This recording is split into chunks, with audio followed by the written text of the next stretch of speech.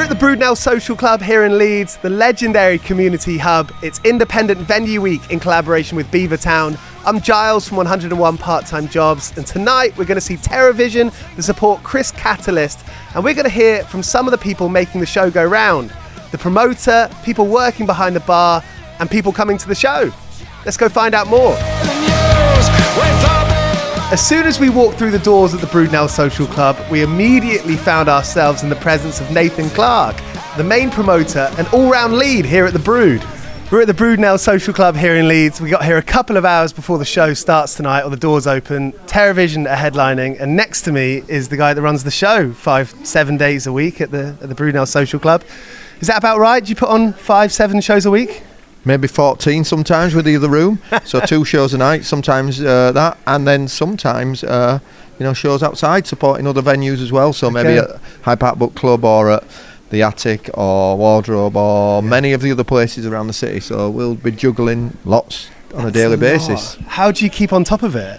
A great team, right, and lots of good people that work within the realms of the direction and kind of just like a passion for doing it, really. Yeah. It's culture, isn't it? It's like the culture and the kind of feeling and like the taste of a gig, or like people or your mates, or like visual if you're designing stuff. If I think about like what's been the biggest impact in my life visually and like what I'm trying to capture with this show, like the feeling of it, a lot of it is stuff that I've learned at gigs from my mates, what I've seen in strangers or bands playing. I think there's 2 points to this, right? There's one that counterculture, right, that is the most influential thing when it comes into mainstream culture. It defines trends, whether it be fashion, music or other things. They come out of independent small spaces like this and others, right? That's where the melting pot of meeting of minds and around universities and people like that come together and create new trends. So that long tail economy that goes through. So I always refer to things like, certainly when we were in Leeds, the goth movement that went on to, and you look at things, Sisters of Mercy Cure and others like that affected like fashioning in major high street stores. Or you look at like Nirvana and the grunge movement and what that did for like tie-dye t-shirts and other things like that. But I think that there's real positive sides to what venues and they say like counterculture can do in the mental health benefits, because there's, we all talk about how artists have gone this trajectory and this pathway, but there's countless artists around the UK that are really about it's the thing that gets them through the day, right? Yeah. So it's the other side of it. They're not doing it to be the biggest band in the world. If they ever get played on Six Music, that's the pinnacle of what they do, but it gives them that social release, and that can't happen in a 2,000 plus cap venue. So these have got a real secondary kind of thing, rather than just a pathway and a pipeline. They provide like the mental and social well-being to the creative industry in those that do go on to influence others, like we say, the counterculture. So it's a 2-in-1, but it goes hand in hand, but it really does go to benefit the wider music scene and venues itself. Sorry, a long, convoluted explanation, but that's good, and I totally understand the world of it. What keeps you fueled up? What keeps you going? Oh, maximising profit. No, sorry. I think when you look at when we looked at the big special show on Monday night, or Femi Kuti that came right on last Saturday, there's a difference between a new band coming through that's got a platform to go on and play Six Music or whatever else, and then you've got Femi Kuti, who comes from a lineage of real heritage of cultural music. And for me, it wasn't just the artist smiling on stage having a great, it was seeing those people walk out the door making memories, having that, like I say, social release and coming together. That it's certainly in a current environment where it's increasingly online, and we're increasingly encouraged to watch various streaming platforms. This is one of the small independent venues are one of the few spaces that bring people together for social interaction and still keep doing it. So are they one of the last like bastions of places that are upholding social interaction? Yes. Does that need to be protected and upheld and championed? Yes. I think that's as much motivation as doing it and seeing everyone go home having a great time as what you can get personally.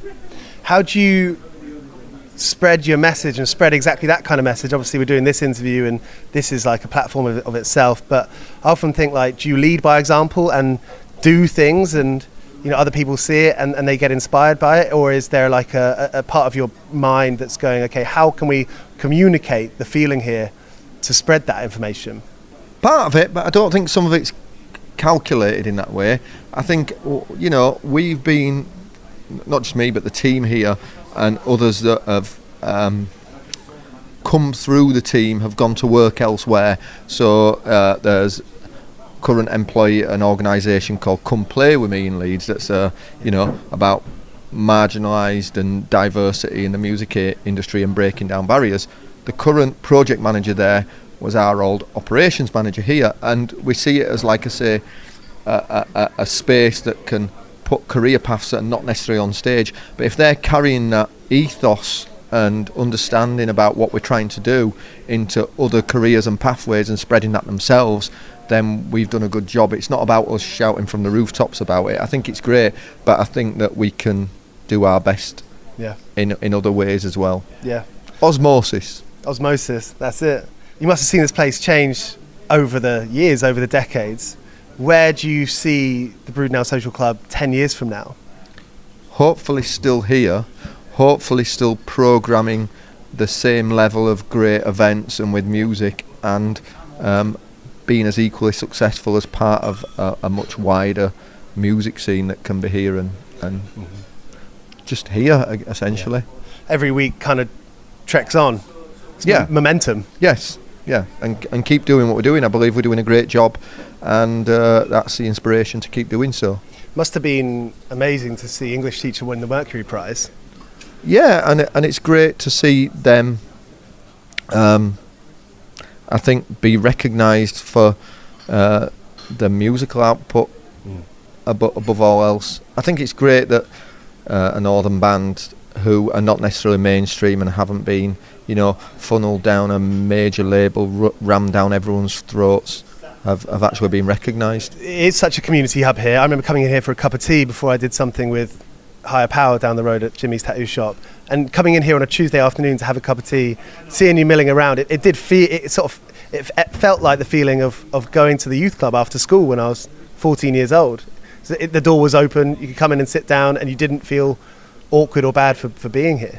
I think that we have purposefully tried to maintain a place that holds no barriers, doesn't try to think about conformation to any scene or place or ideology, or, you know, hasn't become a venue for X or Y or something else, but at the same time has also been very careful about its interaction with its local community. And I don't just mean the music community, I mean we're in an area that has got a Hindu temple, 2 mosques, you know, 2 churches, and a massively diverse student population in between, 2 universities, 3 other colleges of X, Y and Z, or music and art and design. And when you put all that together, it's a diverse melting pot, and I think that we're one of those places that you think should open the doors and utilise the space and be welcoming to that, and is just encouraging of that social mutual recreation and being able to champion it in some ways. I think we, like I say, have been careful to not piss anyone off. Yeah. At some point it's respect, right? It's recognising people. Yeah, and whether that's down to design, artwork, you know, lots of various bits. I think it's all very carefully understood about different scenes, approaches, whether it's the hardcore scene, whether it is a football fan, I think there's a place that everyone can sit alongside. As long as you respect each other, then everyone's welcome here. Thanks so much, Nathan. No worries, thank you.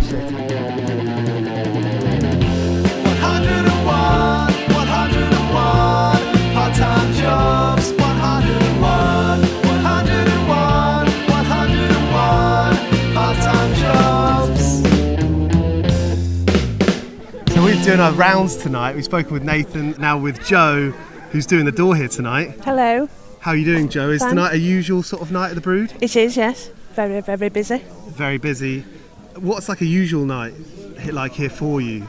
In terms of the community and the types of folk that you get in, the kind of conversations you have on a usual night here, how do you sum it up? Very mixed. We have the student, because we're in a student area, so we get the younger generation coming in. Yeah.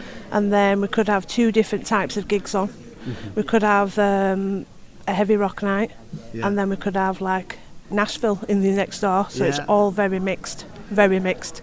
What are you into? I've been doing this a long time, and I'm not really into. I don't have a favourite kind of music. Very diplomatic answer. Yeah, very diplomatic.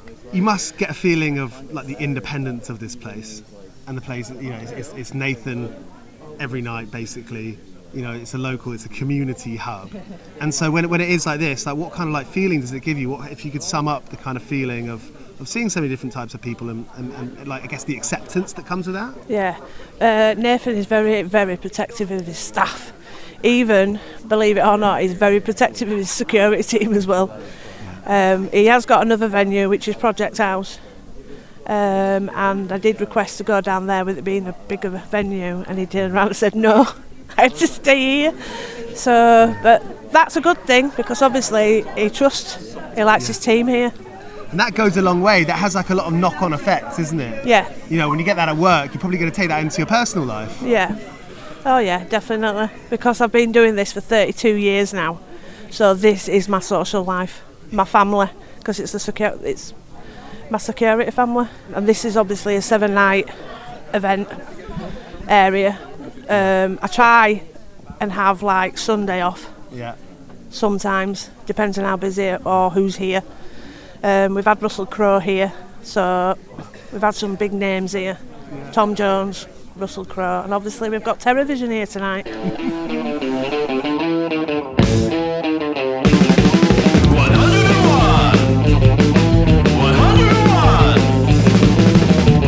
So we're here at Brudenell in Leeds. I'm with Tony from Terrorvision. You were just saying that you've been coming here a long time and you're a local outside of this venue. You've got a coffee shop up the road. We're very lucky to have this on our doorstep. The plethora of different acts that they have on here, and they've got 2 or 3 rooms to put them on in as well, so if you don't like what's on in there you can come in here, or vice versa. Do you remember the first time you came here, the first band you saw here?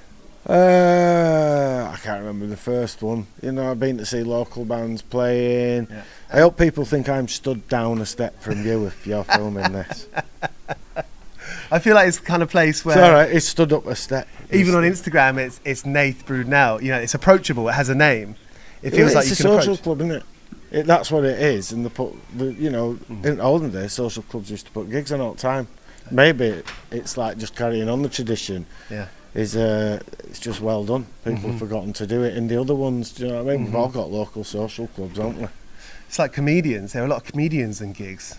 Yeah, exactly. They'll have played here, won't they? You know, I know people that they used to put people like Engelbert Humperdinck on at social clubs. Yeah. You know what I mean? Around the country. Yeah, quite. In fact, I know a guy that's dad used to do that, and he still gets a card every year from Engelbert Humperdinck for Christmas. And you're kind of on both sides. You're on the stage, you're on the floor watching the bands. It's nice that it's a place you can come to and you can do both. Well, you have to do, don't you? You have to keep your eye on competition, don't you? You have to keep your game up. Because what if they start getting right good and it's like, oh, God, I've got to try harder. You know what I mean? Yeah. How's it changed over the years? I mean, it's pretty nice and clean in here, isn't it? It doesn't come without work. Oh, you're not stuck to the floor, are you? You know what I mean? Which is nice in a way. But like, when I were a kid, growing up, going to venues and gigs in Bradford, there were loads of gigs and venues, in Bradford especially. It was alright. Everyone were in a band. And then, like, they got turned into, I don't know, Weatherspoons or sports bars. And they cut holes in beautiful sprung dance floors and they blocked up stages and put bars in. And it all got decimated, really. Yeah. And so it's ace that places like this not only survived, exist and keep growing. And it makes you think that what so much has gone on in the last 10, 20, 30 years, that this place is probably going to be still standing strong in another 10, 20, 30 years. Yeah, I hope that loads of other ones appeared, So when I was a kid, you could tour Bradford, just Bradford. You could do a month just playing different pubs that had music on. Yeah. But and you would. Yeah. In a couple of hours, this room's going to be Ramo. It's going to be people, the beer's going to be flowing, people are going to be enjoying themselves, it's going to be loud. There's such a difference between right now, when we're talking a pretty quiet, pretty nice room, and then in a bit it's going to be chaos in here. Yeah, I hope How do you kind of sum that up? How do you sum up that feeling when you're kind of one of the people orchestrating it? That's why you do it, innit? It's like if you're not in the crowd joining in, you're still on stage, you just got a bit more room on stage, so it's like a bit of a privilege, so you should try a little bit harder. But yeah, it's great to be part of it. I love it. I wouldn't have done it for so long. It's something you do or you don't. One of the people working behind the bar was wearing a Flex t-shirt, an excellent hardcore band that I love. Her name's Sophie, and we had to chat with her. I've worked at pubs before. I feel like this is probably a better place to work behind the bar than I was working at. Yeah, it is. You get to see loads of gigs, and yeah, it's a really nice atmosphere and everything. So yeah, it's better than other jobs I've had. What are your most memorable gigs that you've seen here? You're a Flex fan. Has there been some good hardcore you've seen here? Yeah, and I had a speed show. That was probably the most memorable, just because it's the sort of thing I like. So, yeah, quality. Yeah. And you say you're from Sunderland? Yeah. So growing up being a music fan in Sunderland, what's it like being a teenager, being into heavy music? Was there somewhere for you to go there? There is. Sunderland's got a bigger music scene than people think. It has done for years. My dad's always been into it, so I think I've grew up with it and then moved to Leeds and it's sort of grown there, I guess. Yeah. And when you move to a place like this, there's loads of students, loads of folk from all walks of life. Did you find it not easy? Probably not easy to meet anyone new, but did you find it okay to find like-minded folk?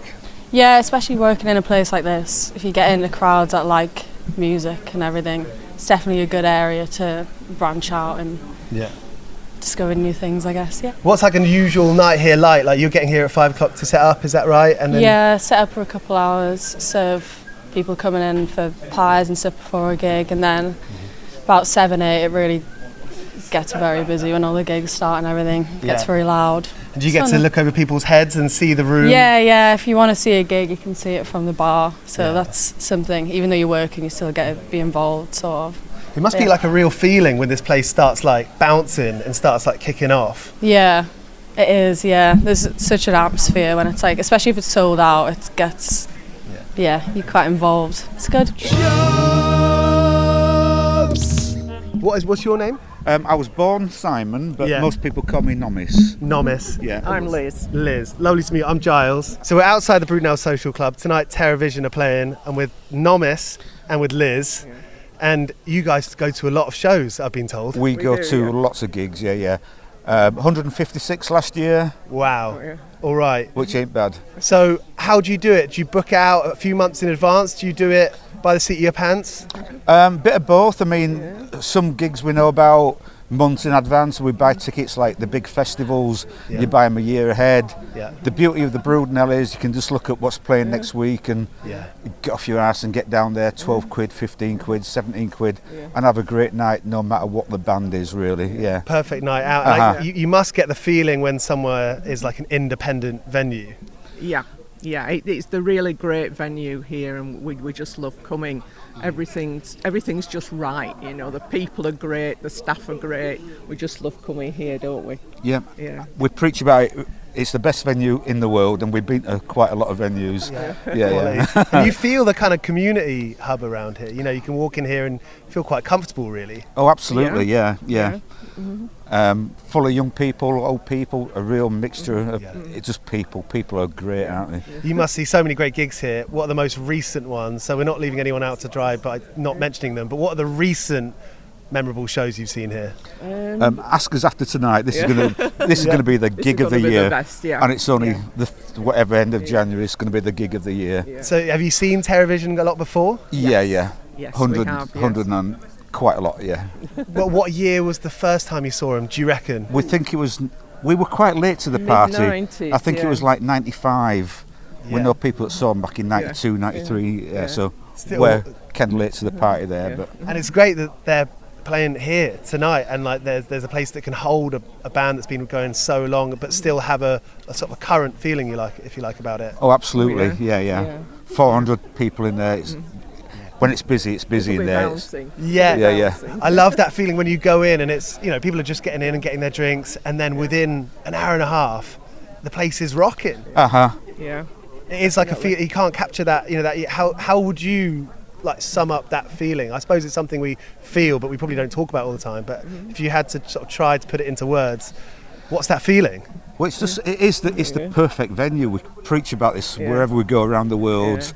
It's an oldie, worldy, lovely venue. The bands that play here remember it because it's quite unique, quite unusual. Yeah. And we talk to a lot of bands up and down the country we see a lot of times, and they always say we'd love playing the Brudenell. Can't wait to get back there again. Brilliant. Yeah. Nomis and Liz, thanks so much for chatting with me. Absolute pleasure. It's going to be a fun night, isn't it? It's going to be a great night, yes. 2 hours from now, Terrorvision are going to be tearing it up. They are. And Chris Catalyst as well is well worth seeing as well. Yeah, do you know Chris Catalyst? We know him really well, local lad obviously, yeah. How would you describe it to someone who hasn't heard him yet? Who hasn't heard him yet? Quite unique, he's quite wacky and he's got his own sense of humour. Great songs. Yeah. So what's your name, sorry? Aditya? Aditya, that's a cool name. So how did you find out about the Brood? Like, do you remember the first show that you came to here? Yeah, I can't remember the first gig, but yeah, it's just a nice little venue. Lots of great gigs. It's a really nice setup there. Wherever you are, you can, even if you're at the back, you can see the whole. You've got a good view. Yeah, quality. Yeah, the bar staff really nice. Normal prices, nice drinks. Yeah. Do you remember that feeling that you got at the first couple of gigs where you were like, yeah, I'm going to come back here again? Yeah. I mean, it's just. I think it's just with the. So before the pandemic, I used to like work loads and then travel for a few months, and then since the pandemic, I've kind of swapped it to go to lots of gigs. So Great. That's a good lifestyle change. Because you're seeing new bands, you're seeing new art. Yeah. It's a nightlife thing. It's a community thing. Good way to hang out with people and friends and things. And Definitely. We've been describing this place as like a community hub. It is, definitely, yeah. And I guess what that means is that when you walk into somewhere and you feel like you're part of something, or it's like when you go to the football or you go to somewhere that you feel like you belong, I suppose. And I guess it's funny to say out loud because there's a lot of stuff we think about. We don't usually talk about it, but it's nice to talk about it. So the open is about to start. The gig's about to start here at the Brudenell. Cool. That's a nice kind of a nice feeling, isn't it? It's like the anticipation of like music about to happen. The room's full up now. Maybe I saw Terrorvision at Project House last year, and that was amazing. And I think in this small venue, it's going to be better. I think. How do you like sum up that feeling? Like, or how do you sum up your experience when you go into the show? Do you find a good spot? Find somewhere where you can see it? Try and get sort of near the front if we can. It's definitely a better vibe and better view. Yeah, you're in the mosh pit. Try and get in the mosh pit for the Project House one. So try and get in there again this time. Yeah, definitely. Quality. Chris Catalyst is about to play now. Ah, cool. So amazing. It's a one-man band, so maybe we should we shouldn't shout too much over it. But it's been lovely to meet you. Yeah, cool. Cheers. Thank you for chatting with me. Yeah, cheers. Thanks. Sorry, can I squeeze past? Sorry. Thank you. Cheers. We got Tony from Terrorvision speaking with Nate, being like, actually, there's someone who hasn't got a ticket, but can we get him into the gig tonight? Yeah, it's travel. Do you know what I mean? Yeah, that's what I mean. We're nice enough. Yeah, we'll charge him double, but it's fine. Right? Is this while the microphone's on? Yeah, that's fine. Profit maximisation, right? Yeah, he'll drink loads. He's a right big drinker. That's it. Sorted. We'll get him in. Cheers for that. No worries. Where is he? It's just in here. He's got a Thanks, Chris. We'll go this way. Go to the games room. When we turned up here and we started chatting to people, we said, "Oh, should we speak with Chris Catalyst?" And more than a few people, were like, "Yeah, legend. He's at all the shows around here. He's a local guy. You should definitely chat with him." The Brood was and is, for Eureka Machines, my little band, it's our favourite place to play. It's our home. We've been playing here since we started in 2007. In fact, I think we did our first gig here. We did do our first gig here in 2007. And at that time, I was living very close by. So we were drinking down here, 8 nights a week. And it was a real community. That was the thing about it was a real community of like-minded, and we weren't necessarily, when I say like-minded, it wasn't necessarily like it was all indie bands or it was all metal bands or it was all funk bands, and it was like, it's not what you do, it's where you're at. And it was always very much a kind of a place to share stuff and share ideas. And what the people behind the Brudenell have done, they've reinvested. When the Brudenell have made profits, they've been able to reinvest into the PA, I remember when they did the original fundraiser for the fire doors in like 2004. Yeah. And they're constantly trying to make it better. Well, we don't want to miss too much Terrorvision. This is a perfect night out, isn't it? It's a great setting for it. Everyone's here to have a good time. Everyone's here for the right reasons. It's so important to me. And 400 people in there right now, losing their tiny minds. Thank you so much, Chris. Thank you. Running back inside into the main room at Brudenell Social Club, we witnessed Terrorvision play to 400 strong there in the main room. It's been an ace night here at the Brood. It's been great chatting with folk and getting a real picture of how this place operates on a daily basis. We've had an amazing time going around the country for the Independent Venue Week in collaboration with Beavertown. Thanks for coming along with us. And next week, we'll be back with episodes with Big Pig and Greg Freeman. Thank you so much to Beavertown for partnering with us the last few weeks. Excellent beers, great people, good music. 101 Part-Time Jobs is hosted by Giles Bidder and produced by me, Olivia Swash. This has been a Mighty Moon Media production.